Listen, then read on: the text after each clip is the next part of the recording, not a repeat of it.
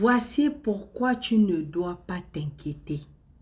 C'est vital que tu saches pourquoi tu ne dois pas t'inquiéter. S'inquiéter d'abord, il faut savoir que s'inquiéter, c'est le contraire de prier.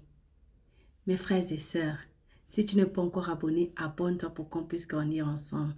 Commente et partage pour bénir d'autres aussi.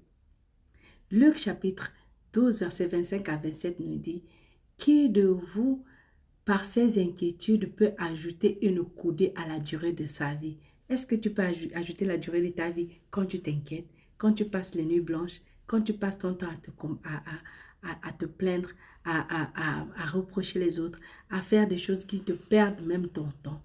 Tu ne peux rien ajouter au jour de ta vie.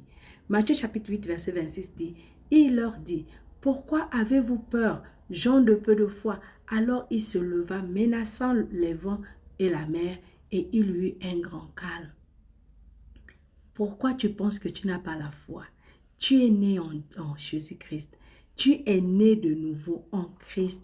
Tu es le temple du Saint-Esprit. Ça veut dire que Dieu habite en toi avec toute sa puissance, toute son intégrité, toute son intelligence, toute sa sagesse, toute sa plénitude. Alors, pourquoi tu penses que tu n'as pas la foi? Tu es né dans la foi. Tu es né en Jésus. Jésus est la foi. Donc, arrête de dire que tu n'as pas la foi ou arrête de penser que tu n'as pas la foi et arrête de prier d'avoir la foi parce que la foi, tu l'as déjà. Tu l'as déjà.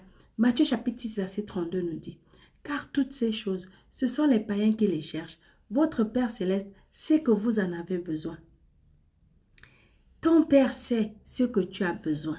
Il veut seulement que tu ailles à lui dans la prière et que tu lui demandes ce que tu as besoin. Mais quand tu demandes, demande selon Jean chapitre 14, verset 14, là où Jésus nous dit que tout ce que nous demanderons en son nom, il le fera. C'est une garantie, il va le faire. Maintenant, il va le faire comment? Il va le faire en son temps, il va le faire à son moment, il va le faire à ses moyens, il va le faire comme lui pense le faire. Mais lui, ce qu'il attend de toi, c'est que tu le fasses entièrement confiance dans l'accomplissement et l'aboutissement et l'agencement et la mise en place de ta réponse. C'est pourquoi l'inquiétude est l'émotion que tu ressens quand ta conscience doute de Dieu. Quand ta conscience doute de Dieu, tu t'inquiètes. L'inquiétude est la démonstration d'un manque de foi. Que tu te dis que j'ai peur, j'ai l'impression que ça ne va pas aller, j'ai l'impression que Dieu ne va pas combattre pour moi, j'ai l'impression que mes ennemis vont gagner, j'ai l'impression. C'est ça qui amène l'inquiétude. C'est le manque de foi en Dieu. L'inquiétude arrive aussi lorsque nous oublions la capacité de Dieu de faire ce qu'il promet. Quand tu sais que les promesses de Dieu pour toi sont oui et amen, pourquoi tu t'inquiètes? Alors, arrête de regarder à la situation et penser que cette situation est impossible.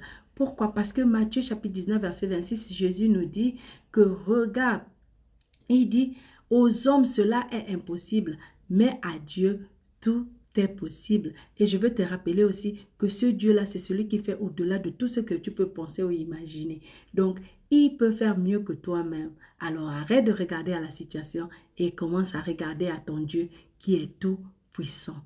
N'abandonne jamais. Aime, commente et partage pour bénir d'autres. Et abonne-toi. Shalom.